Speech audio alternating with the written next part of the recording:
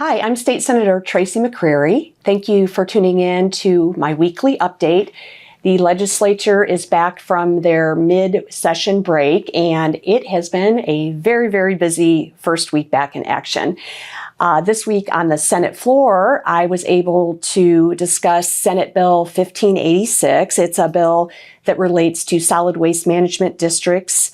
It also is related to how the state is going to and needs to address abandoned landfills or abandoned dumps that are scattered all around the state. My office has received over 400 contacts on this bill, and I thank all of you for reaching out and sharing your concerns. I'm working closely with the sponsor to try to work on this bill so that we can achieve the goals of finding the financial resources to study these abandoned dumps and then figure out how we're going to get them cleaned up. But I also don't want to do anything that harms or is detrimental to the solid waste management district. So I will keep you posted on my progress there. I have some good news. My cross-reporting bill passed unanimously out of committee on Wednesday morning. That is a big win and a step in the right direction to prevent animal abuse and child abuse. But I wanted to talk to you about something that's a little bit difficult but necessary.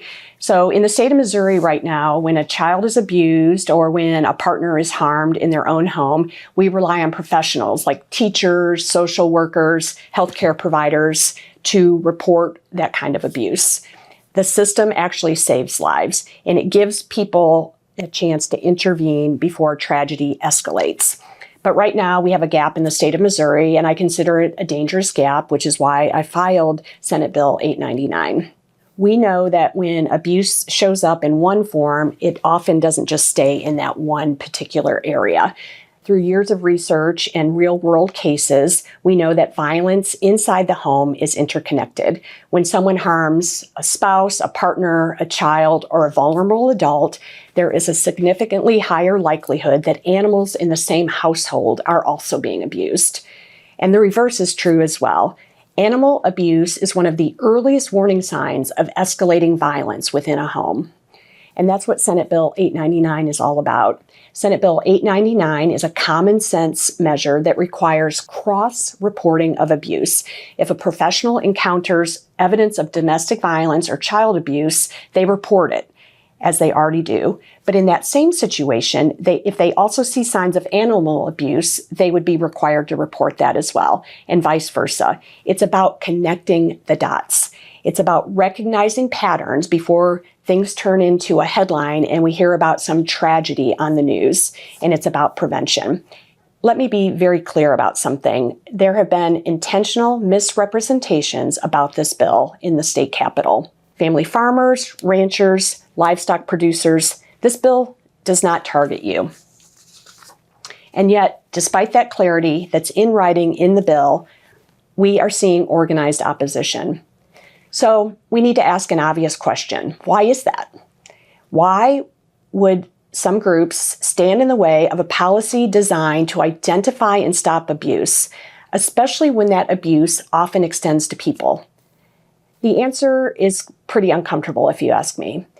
It's about control over standards. It's about avoiding scrutiny, and it's about protecting systems that don't hold up well when exposed to light. What Senate Bill 899 does is simple. If a trained professional sees signs of abuse, whether it's a person or a pet, they can't ignore it. They can't look the other way. They have a duty to report it so that appropriate authorities can assess the situation. That's it. If you are treating animals humanely, if you're treating your pets humanely, this bill has absolutely no impact on you whatsoever. But if there are situations when abuse is happening behind closed doors, this bill helps ensure those situations don't stay hidden.